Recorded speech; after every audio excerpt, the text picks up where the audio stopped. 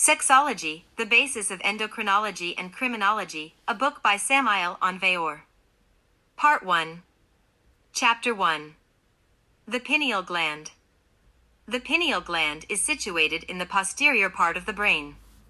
This small gland is only 5 millimeters in diameter.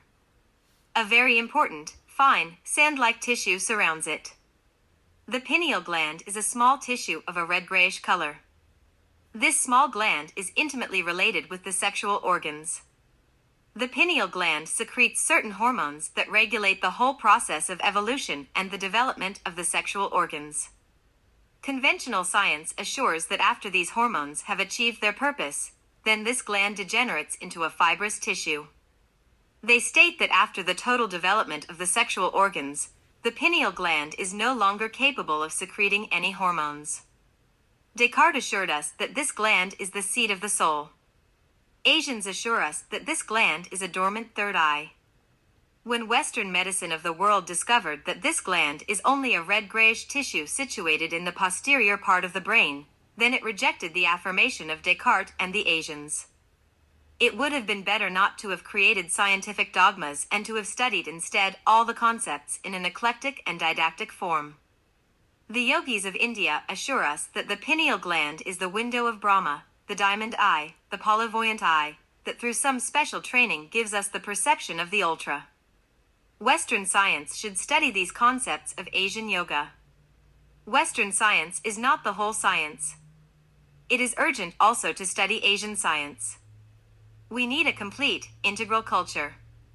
The microscope allows us to perceive objectively that which is infinitely small. The telescope allows us to see the infinitely grand.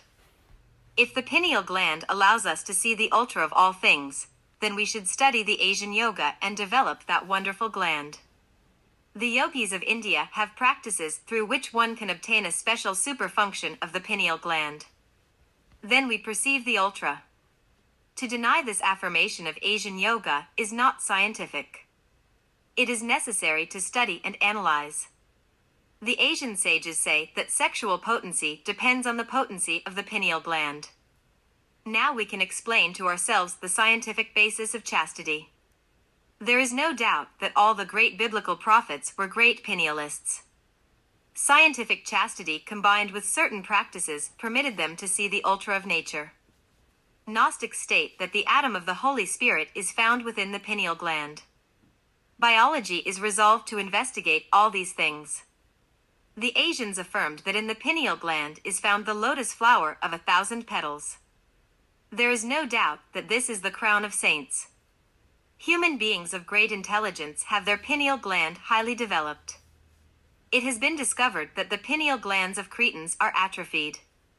The great phenomena through which the masses become fascinated, so common in India, is only possible when the authentic fakir has the pineal gland full of great vigor.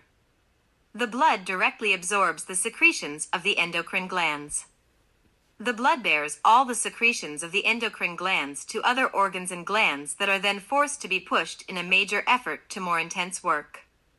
The word hormone comes from a Greek word that means to excite. Indeed, the hormones have the power of exciting the whole organism and obligating it to work. The secretions of the endocrine glands also have influence over the mind. We now see why the Hindustani dedicate themselves to control the mind. Through our mind we can regulate our hormonal functions. Some Hindustani sages have remained buried for many months without dying. Biology cannot remain indifferent to all this. Biologists need to investigate all these wonders of Asia. Mr. Immanuel Kant admits a nisus formativus to our physical body. The Asian sages believe that the nisus formativus is a fluidic body that is in contact with the autonomic nervous system and with the fluid, central, nervous system. There is no doubt that this fluidic body is the protoplasmic, astral body mentioned by medieval doctors. The human mind and all those purely psychic principles are within the astral body. The senses of this astral body seem to bloom like lotus flowers from the very essence of the endocrine glands. The lotus of 1,000 petals mentioned by yogis of India is a psychic sense of the astral body. The special development of the pineal gland allows us to perceive the astral body and its psychic senses as lotus flowers bloom from the endocrine glands. Medical science plays with the mechanism of phenomena, yet it does not know its vital depth. The special development of the pineal gland allows us to see the very vital depth. Chapter 2. The pituitary gland. The pituitary gland is very small. Biology affirms that this gland is just the size of a pea and that it marvelously hangs from the very base of the brain and harmoniously rests over the sphenoid bone. We find a marvelous trinity related with this gland. The law of the triangle rules everything created. Indeed, 3 parts, 2 lobes and a middle, form the pituitary gland. Behold, here is the triangle, marvelous law of all creation. Biologists believe that life is absolutely impossible without the anterior or posterior lobe of the pituitary gland. The anterior lobe of this gland is in charge of administering the size of the structure of the cellular community. Now then, we must also know that within this administration there is also regulation and control. This is the only way we can explain to ourselves how life becomes impossible without the frontal lobes of the pituitary gland. The hyperfunction of the anterior lobe of the pituitary originates gigantic human beings. When the function of the anterior lobe is insufficient, then dwarves are the outcome. Therefore, it is logical to suppose that without the anterior lobe of the pituitary gland, life would be impossible, since this gland regulates the size of the structure of the cellular community. Some forms of idiocy and blindness are also due to some abnormalities of the frontal lobe of the pituitary. The function of the posterior lobe of the pituitary gland is to wonderfully invigorate the involuntary muscles of the organism. The secretion of the pituitary also affects the excretion of water from the kidneys. Doctors use the pituitary to aid them in cases of difficult birth. Master H.P. Blavatsky stated that the pituitary gland is the page and light bearer of the pineal gland. Dr. Krumheller, professor of medicine at the University of Berlin, stated that between the pituitary and pineal glands there is a small, very subtle channel or capillary. This channel or capillary is not found in dead bodies. Thus, these 2 glands are found connected by this fine channel. There is no doubt whatsoever about electrobiology and the bioelectromagnetic forces. Why then is a bioelectromagnetic interchange between the pineal and pituitary glands not accepted? The time has come to start analyzing all mystical sensory and psychosomatic possibilities without fanaticisms, prejudices and dogmatisms. The yogis of Hindustan state that the lotus of 2 petals sprouts from the pituitary gland. The Western scientists, instead of laughing at these affirmations, should study them profoundly. To laugh at what we do not know is not scientific. That lotus flower is found situated in the astral body exactly between the eyebrows. The sages of Hindustan give these lotus flowers the name of chakras, wheels. The yogis assure us that the pituitary chakra makes us clairvoyant. In the holy land of the Vedas there are many secret practices for the development of clairvoyance. The Hindustani state that these chakras have 8 major powers and 36 minor.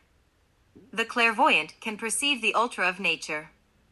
The clairvoyant can perceive the 4th dimension, and the clairvoyant can also perceive the astral body. All the psychic and spiritual principles of the human being are found within the astral body. Glandular energetics cannot be denied by biologists. The bioelectromagnetic interchange of the pineal and pituitary glands makes us clairvoyant. There seems to be a certain relationship between copper atoms and the pituitary gland. Some sages utilized the element copper to develop clairvoyance. Nostradamus remained hours gazing at the waters contained inside a receptacle of pure copper. This wise physician, Nostradamus, made prophecies that have come true with exactitude over time. The astrologists assure us that Venus influences the pituitary gland, and Venus also influences copper. Only this way can we comprehend the intimate relationship between copper and the pituitary gland. When the Catholic priests who arrived from Spain during the times of the conquistadors came across a group of Aztec priests, something very interesting occurred. Traditions state that when the Catholic priests were catechizing some natives, they told them of angels and archangels, etc. After their talk, the autochthonous priests invited the Catholic priests to eat. The story goes that among the foods that the Catholic priests ate was a tasty cactus. This cactus momentarily gave clairvoyance to the Spanish priests. The Catholic priests then saw angels and archangels, so terrific was their amazement that they did not know what to do. Meanwhile, the autochthonous priests smiling said, "These angels and archangels of which you spoke, we already know them." The account goes on to say that the Catholic priests had every one of the Aztec priests killed, considering them wizards and magicians. There is no doubt about the power that these cactuses have for the instantaneous awakening of clairvoyance to those who eat it. This cactus is the peyote. In the state of Mexico, one cannot find peyote that is usable for clairvoyance. Whosoever wishes to find it must look for it either in Chihuahua or San Luis Potosí, Mexico. One must chew on it. The only good peyote is the ripe one. If it is dry, it is useless. We do not recommend the use of this marvelous cactus, which makes the astral body separate itself from the physical body and preserves the lucidity of consciousness while acting in the astral world. Indeed, what we recommend is practice, much practice, of conscious astral projection, and soon you will act and travel within the astral body. Samaeal on Weor, Aztec Christic Magic. Biology cannot underestimate the peyote nor assure in a dogmatic and intransigent way that clairvoyant perceptions are hallucinations. Similarly, if the first sages who were able to see germs with the microscope were told and assured that those germs did not exist, that what they were seeing through the lens was nothing more than hallucinations, then in this day and age we would still be ignoring the existence of germs. Therefore, we need to be less dogmatic and more studious. We need to be more eclectic and more didactic. The pituitary gland secretes 7 types of hormones. The value of the pituitary gland in obstetrics is incalculable. Dr. Georgia Doom, famous Gnostic writer and Grand Master of Higher Mysteries of the White Lodge, stated that the atom of the cosmic Christ is found within the pituitary gland while the atom of the Father is found within the magnetic field at the root of the nose. Biology analyzes and studies the scientific concepts of all sages. Biology came from the horrible materialism of the 18th century, thus now it is starting to study all the physical, psychic, and spiritual potencies of the internal secretions of the glands. Chapter 3. The thyroid gland. The thyroid gland is of a beautiful dark red color. The thyroid has 2 lobes that the endocrinologists know very well. The biologists are amazed when observing these 2 beautiful lobes wisely united by a wonderful isthmus. Behold here the perfect triangle. The 2 lobes of the thyroid gland are found situated exactly at each side of the Adam's apple. The thyroid gland is vulnerable to 2 fundamental sicknesses, hyperthyroidism and hypothyroidism. The first one is characterized by too much secretion, the second by too little secretion. Hyperthyroidism can be cured by surgery. Hypothyroidism cannot in any way be cured by surgery. Hypothyroidism is only possible to cure when the patient is given thyroxine, a principle of secretion of the thyroid gland. In reality, thyroxine is an iodine compound that is very important in medicine. Thyroxine is intimately related with all the metabolism of the physical body. When the patient suffers hyperthyroidism, the excess thyroxine increases intensively the combustion of foods. The result is an increasing rhythm of normal respiration and heart rate. In hypothyroidism, the metabolism becomes slower. If a child were to suffer hypothyroidism, body and brain development would retard horribly. When hypothyroidism is present in an adult, he becomes mentally weak. His nails and hair grow in a slow and abnormal form. Any physical strain fatigues him terribly and his skin becomes dry, flaky, and somewhat bulky. Biological iodine disinfects the whole organism. Without the biological iodine of the thyroid, our human organism would not be able to live. The Rosicrucian doctors assure us that Venus influences the thyroid gland and that Mars influences the parathyroid glands. The famous Dr. Arnold Krumheller, professor of medicine at the University of Berlin, assures that between Venus and Mars there is a terrible struggle that repeats itself between the thyroid and parathyroid glands.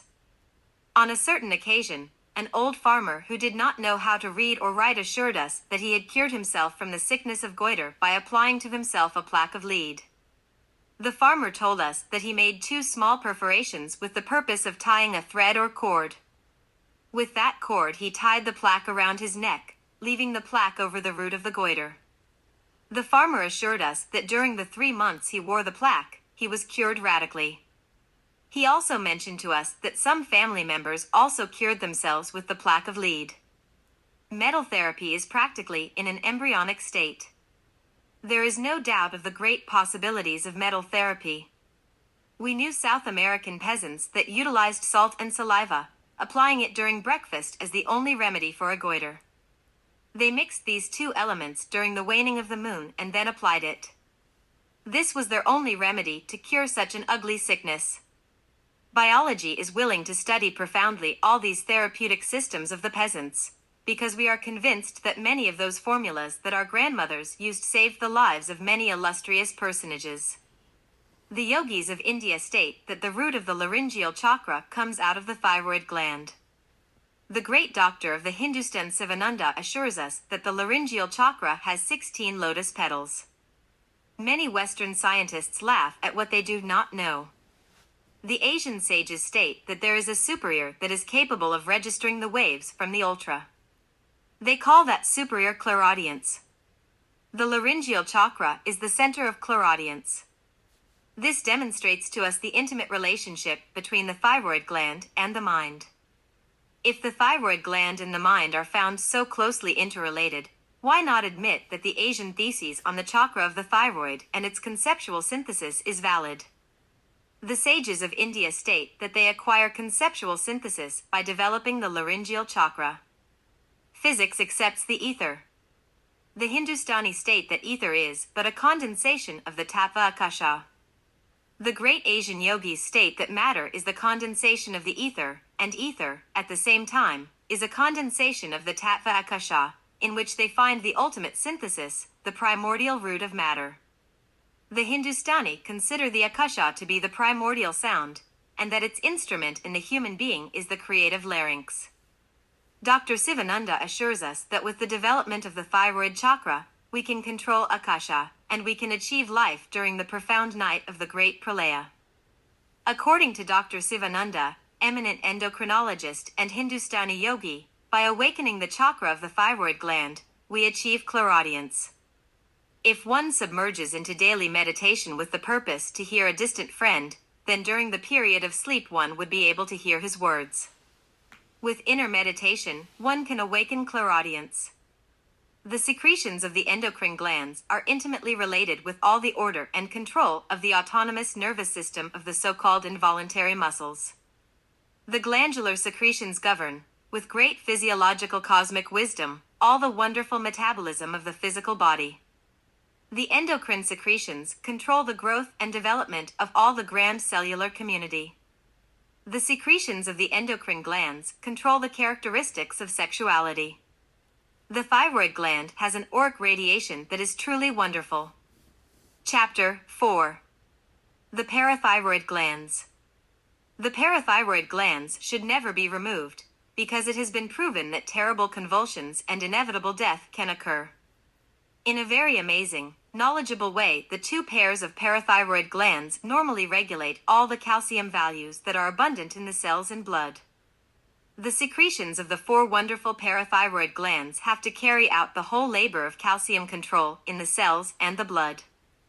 This difficult job is possible thanks to the secretions of the 4 parathyroid glands. Indeed, these glands are very small and are situated on each side of the thyroid. Observing attentively, the biologists would be able to see a pair of small bodies the size of a pea. Astrology sustains that Mars regulates these glands. Conventional science only sees the glands from a very materialistic point of view. The science of the Gnostic sages goes beyond. In all atoms there is a triad of matter, energy, and consciousness. Every cell is a triad composed of matter, energy, and consciousness. Each gland of internal secretion is a truly microcosmic laboratory. The interrelation between the glands of secretion, the wise interchange of biochemical products, and the infinite perfection in which the glands work is showing us to satiation the existence of certain intelligent coordinates whose root we must search for in the cosmic consciousness. Wherever there is life, there is consciousness. Consciousness is as inherent to life as humidity is to water. The yearning for consciousness and spirituality cannot be repressed. In Soviet Russia today, there are 15 million Muslims. It is evident that the materialism of Marx has failed totally. Every machine is organized according to laws. Every machine has its rudder, its lever from which it is governed, and a pilot who controls it and conducts it. Why then should our human organism be an exception? The human body is a perfect machine built in the workshop of nature by the cosmic consciousness. This machine has its rudder and lever from which it is governed and conducted. That rudder is the autonomic nervous system. The pilot that controls this machine is the innermost, the Holy Spirit. Therefore, by means of the autonomic nervous system lever, the innermost wrapped in the astral body controls the whole organism and all the hormonal secretions. Chapter 5. The thymus gland. When the human being passes beyond sexual maturity, the thymus gland enters into decrepitude. This has already been proven. The thymus gland is located at the very base of the neck. The thymus gland has a very irregular form and structure. This gland is intimately related to the mammary glands. Now we can explain to ourselves why the maternal milk is totally irreplaceable. The thymus gland regulates the vitality of the child. The astrologists say that the moon influences this gland. The Gnostic sages want to conserve this gland and not let it fall into decrepitude. When this gland is active, the organism does not age. The sage doctors of antiquity said that when the vowel A is pronounced wisely, it has the power to make the thymus gland vibrate. The ancient sages utilized the wise mantra so vulgarized by people today, abracadabra. This mantra is said to keep the thymus gland active during life. Even some doctors are beginning to cure by means of musical sound. It is interesting to acknowledge that in the voice of the doctor, in each of his words, there is a source of life or death to his patients. The endocrinological science should study the intimate relationships between music and the endocrine glands. It is better to investigate, analyze, and comprehend than to laugh at what we do not know. When a child is hungry, the mother must breastfeed him. The books on maternity that recommend a child go hungry for so many hours are a crime against public health. This matter of the human being wanting to correct nature is manifestly absurd. When the infant cries in hunger, it is a crime against nature to deny him food. Chapter 6. The heart. The heart is truly a double pump. One side of the heart pumps blood in one direction while the other pumps blood in the opposite direction. These two pumping directions complement and harmonize each other wonderfully. The most interesting thing about the two opposite blood streams pumped by the heart is that they do not collide but help each other to advance together. The heart is truly the sun of our organism. The heart is the greatest wonder of creation. Nevertheless, there are eminently cultured and educated people who do not know the physiology of the heart. It is something to admire, to see the passage of blood through that swift river of the aorta. This artery is truly a mighty and beautiful river. We are filled with admiration and mystical beauty when contemplating that grand river full of life. This grand river ramifies into minor rivers, small arteries, and then into small creeks that carry life to all parts, to nourish and give life to millions of small microorganisms, cells, genes, etc. All those organisms are triads of matter, energy, and consciousness. All those beings of the infinitely small adore us like a god. The smallest creeks of the blood are the capillary vessels. The cells of the diverse tissues and organs are found inside the weft of the capillary networks. Thus, the cells live from the blood streams pumped by the heart. The cells are composed of molecules and atoms. Each atom is a true universe in miniature. Every atom is a triad of matter, energy, and consciousness. The nous atom, which lives in the left ventricle of the heart, governs the atomic intelligences. The suction atoms of the heart obey orders of the nous atom and transmit them to the engineer atoms that conduct the activity of each organ. The atomic workers of each organ obey orders from the engineer atoms and work according to those orders. There are also a multitude of indolent atoms that cause diseases. The nous atom of the heart works under the direction of the architect atom, and the latter under the orders of the innermost. The heart is a shallow muscle about the size of the fist, that looks more or less like a pear. The heart contracts, expands, and relaxes incessantly. This is the ebb and tide of the grand ocean of life. Every life has its systole and diastole. Everything pulses and repulses in the infinitely small, as well as in the infinitely grand. As above, so below. This is the law of the grand life. In the heart are two wonderful polarities, positive and negative. These are like two hearts incessantly pumping blood into two opposite directions. The two compartments of the heart have two chambers, a superior and an inferior. The superior chambers are the atria. The inferior chambers are the ventricles. The secret doctrine recognizes 7 secret chambers in the heart and 7 secret cavities in the brain. There is a right atrium and a right ventricle. There is a left atrium and a left ventricle.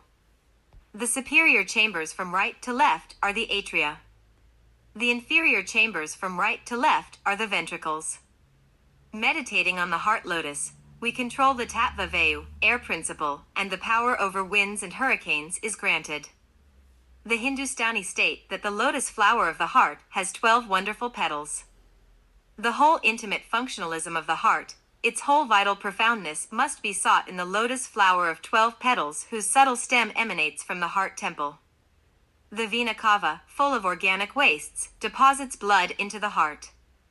The right atrium receives the impure bloodstream and wisely passes it to the right ventricle that is beneath.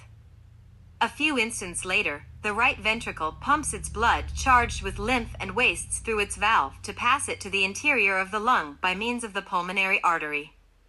The cosmic intelligences have not neglected anything. It is interesting for the sage to contemplate this whole functionalism.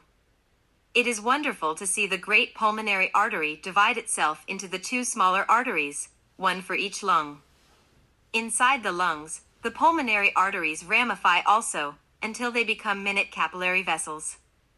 Each drop of blood has to pass inevitably through the capillary vessels of the lungs, where it delivers the excess anhydrous carbon and absorbs, in exchange, the exceeding oxygen. The rich oxygenated blood penetrates intelligently into the small veins and then to the larger veins. The 2 great pulmonary arteries deposit their rich blood charged with oxygen into the left atrium of the heart. The blood has exchanged its excess of anhydrous carbon for oxygen.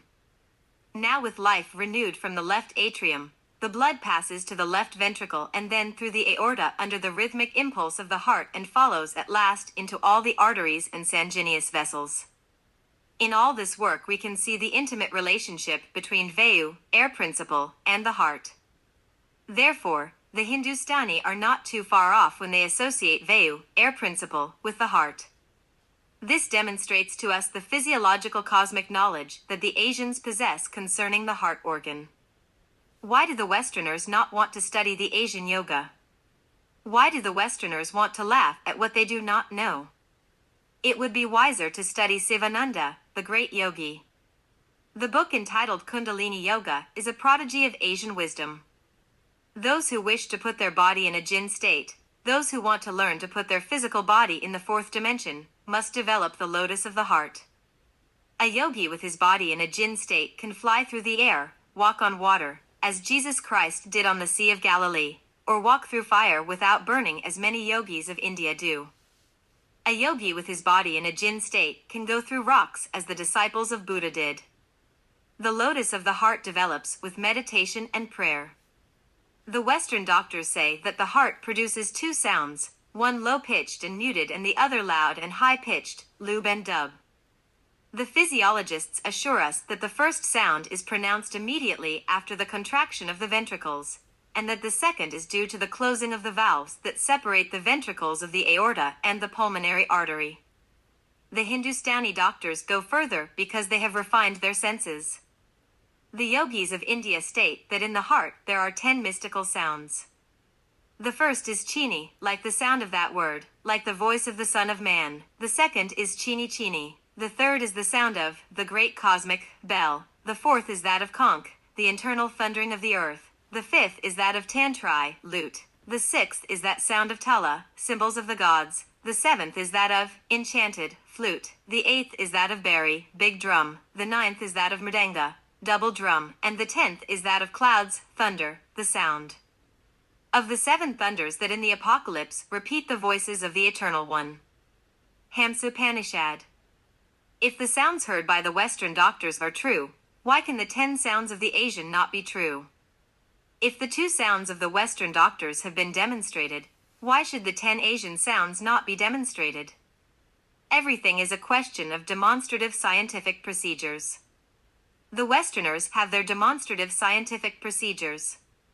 The Asians also have their demonstrative scientific procedures. The Asian concentrates mentally and meditates on the 10 mystical sounds. The Asian mind absorbs itself in the 10 mystical sounds. Hence, the yogi's nisus formativus, or the protoplasmic, astral body of the medieval doctors, within which there are all the psychic and spiritual principles of the human being, leaves the physical body in ecstasy within the 10 mystical sounds of the heart. This is the samadhi of the Hindustani yogis. Thus, this is how the yogi transports himself to the most distant worlds of the infinite. Instead of laughing and criticizing these matters that they have neither studied nor experimented, the Western scientists should study yoga. The Hindustani state that inside the chakra of the heart there is a hexagonal space of an ineffable black color. The 10 mystical sounds are there. Western minds laugh at all this. If the Western scientists would develop clairvoyance, they would see, and stop laughing. Doctors are able to photograph the heartbeat. This is done with the instrument called the electrocardiograph. It is wonderful to see how they totally synchronize all the heartbeats, all the chambers, as if there were only 2. This is only possible thanks to a handful of nerves. This handful of nerves, also called the ventricular atrium, automatically synchronize in a wonderful form the 2 atria in a single weak heartbeat contraction, and the 2 ventricles in a single strong heartbeat contraction. If the electrocardiograph is capable of photographing the heartbeats, how much more would he who develops clairvoyance see? A new world opens before the clairvoyant, an infinite world of immeasurable variety. Within the heart is the internal Christ of any human being who comes to the world. He is our real being. Chapter 7. The Pancreatic Gland. The pancreas happens to be a gland partially without a tube. All the digestive juices of the human organism empty into the duodenum through the famous duct of Weor. The famous Dr. Arnold Krumheller, professor of medicine at the University of Berlin, stated in his zodiacal course that the constellation of Virgo has influence over the womb and especially over the barren islets of Langerhans. Insulin is important because it governs all the metabolism of the carbohydrates. The barren islets of the pancreas secrete insulin. When the barren islets of the pancreas do not function properly, diabetes develops. The principal work of the barren islets is to secrete insulin correctly, and the principal work of the pancreas is the transformation of sugars. When the sugars go directly to the bloodstream, this is diabetes. With the treatments of insulin, medical science has achieved control of diabetes. However, it has not cured diabetes. We have known many diabetic patients that have been cured with the famous antibiotic tea. The formula of this tea is 30 grams of avocado leaves, 30 grams of eucalyptus tree leaves, 30 grams of walnut tree leaves. Boil the 3 ingredients in a liter of water. Dose 3 glasses daily, 1 before each meal. Drink for 6 consecutive months. Find more treatments in esoteric medicine and practical magic. This harmless tea has no adverse effect on the insulin treatment. The secretion of the islets of Langarhans passes directly to the blood. The Hindustani state that above the navel is found the lotus of 10 petals. This chakra, situated in the region of the navel, controls the liver, stomach, and the pancreas. The yogis state that the color of this chakra is like clouds charged with lightning sparks and living fire. The yogis of Hindustan that have developed this chakra of the navel can remain in fire without burning. The sages of Hindustan state that within the chakra of the navel sparkles the Tejas Tattva, igneous ether. The Western biologists state that this is impossible. The Western sages should travel to Hindustan and investigate this. Many skeptical Westerners that have traveled to India came back amazed to see these yogis remain in the fire without burning. The Hindustani yogis develop this chakra of the navel with concentration and meditation. They concentrate full hours on the navel. When certain Western hypnotists traveled through those lands of Hindustan, Pakistan, the Great Tartary, Mongolia, China, and Tibet and witnessed these Asian sects and saw this meditation on the navel, they believed it to be self-hypnosis. Actually, it is quite the opposite. In truth, they put themselves through all these meditations and concentrations for hours in order to develop this chakra around the region of the navel. Thank for listening.